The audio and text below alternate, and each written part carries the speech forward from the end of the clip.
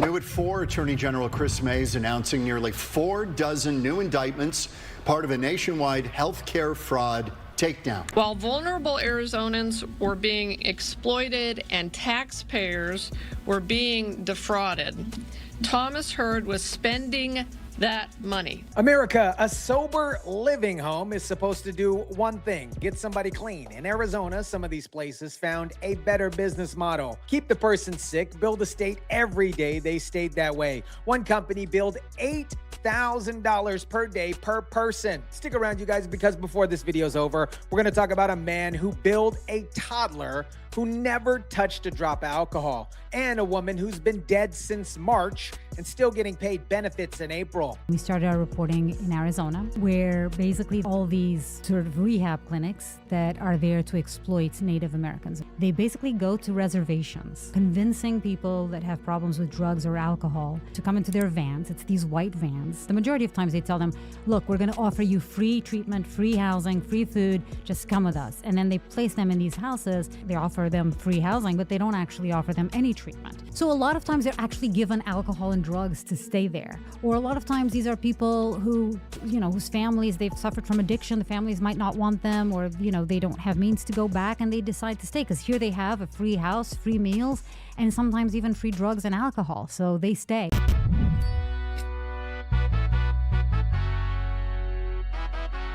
What is up, guys? Tyson DeLaCruz here. Thank you so much for rocking with me. Here, my friends, is the setup in plain English.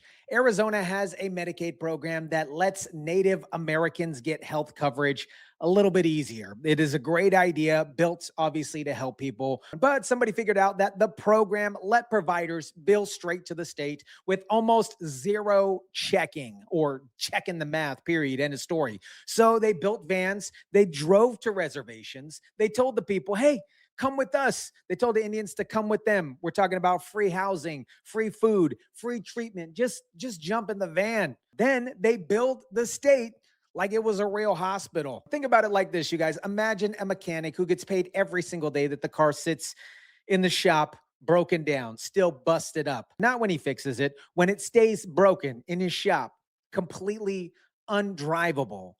You'd fire that mechanic in a week. Arizona kept paying that guy like for years and years. And the bills just came out of those Arizona state taxes. Yes, when my cousin went missing, she was coerced into a van or a Suburban with other vulnerable Native relatives 8 hours away from us up in Farmington. They told her she would go to Phoenix for the day and take her home. All throughout the ride, they gave her alcohol, and she was brought to a home and asked for information, and because they told her she was going to be staying there, and she refused. That's when they gave her a fentanyl pill, a blue fentanyl pill. And again, she refused to give her information. That's when they kicked her out and told her that she would have to find her way home. So she tried to hitchhike back to New Mexico. So we've had our Native relatives literally have to jump over the fence and escape, break a window and escape, jump through the second story window just to get away from there. So they were treatment homes. They were traps. That, my friends, is not a metaphor here. That is a woman describing her own cousin. Alcohol in a van to keep them calm. Alcohol in a van to keep them calm. A fentanyl pill, a Fenty pill, the second she got there, locked doors. That's the business model right there in one clip. Now, here's where the state comes in, and I got to give credit where it's actually earned before I tear the rest of this situation down. Since the crackdown started, fraudulent billing dropped 92%. What does that tell you? Mayes says behavioral health billing fraud on the American Indian Health Plan has seen a 92% decline since her office launched enforcement actions last year. Mayes claims the state is now a national leader in cleanup efforts. 92% is a real number. That is obviously not nothing, you guys. But the number tells you that the state finally noticed that something was funky, okay? It doesn't tell you how long it actually took. A whistleblower, you guys, flagged this back in 2019. By 2023, the fraud had grown from $43 million to nearly, get this, $3 billion.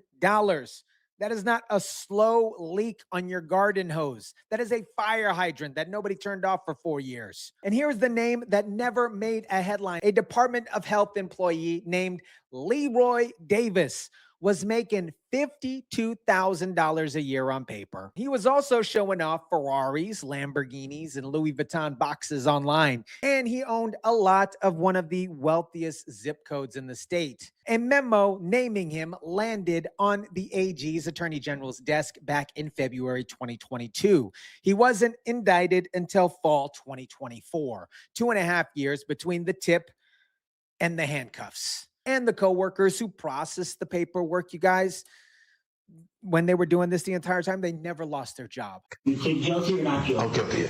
That's James DeMasi. He ran Thomas Sweets and owned New Life Wellness Centers. But in 2023, he pled guilty to fraudulent schemes and illegal control of an enterprise on behalf of New Life Wellness. A man by the name of James DeMasi ran a facility called Thomas Suites out of an old motel. He billed $80 million over 9 years. He finally pled guilty. The plea was written for his company, obviously not for him. On paper, the business here got convicted. He agreed to pay back $25 million and keep the rest. The state even hit the motel with a cease and desist letter. And believe this or not, it kept running halfway houses for parolees anyways for another 2 years. Now, you guys, watch what happens when one of these people actually get caught, because the punishment here, at least in my opinion, the punishment here does not match the crime.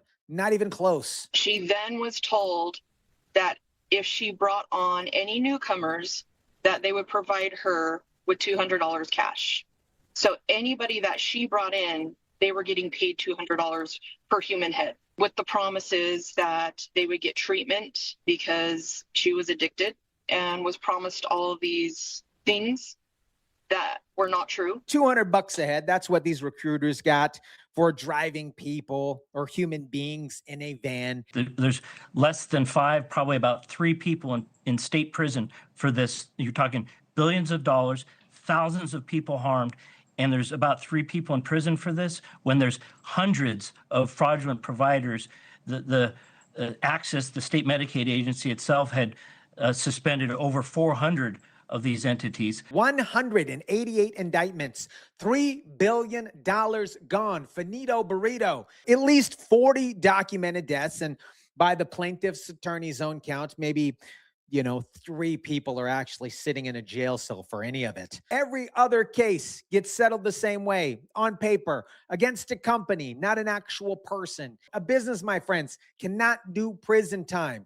So they kept charging the business, and they didn't stop adapting either. Tonight on Fox 10 Investigates, a behavioral health provider on tribal land suspended by Access over credible allegations of fraud. It is just weeks after a Fox 10 investigation aired about Sacred Circles of Healing and Wellness, and the clinic also under FBI investigation.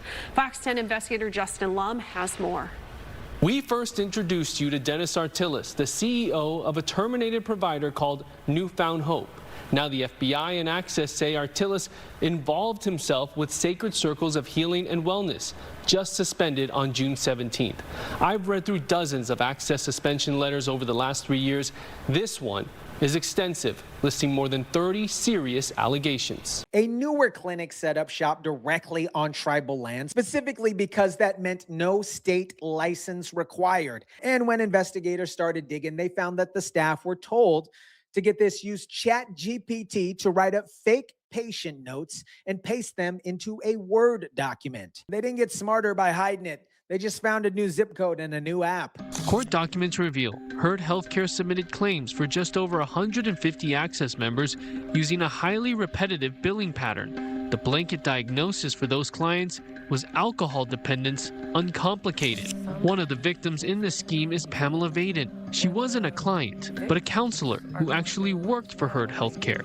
Although this is a financial case of millions of dollars that was misappropriated and stolen from insurance, it's also millions of dollars of people's lives and feelings that were attacked and victimized. A woman from the Fort Apache tribe died on March 6th. Herd Healthcare billed the state for her treatment from March 6th through April 14th and got paid $33,000 for it. That same company billed over $3 million diagnosing kids, some as young as the age of 2 years old, with alcohol dependency that they actually never had.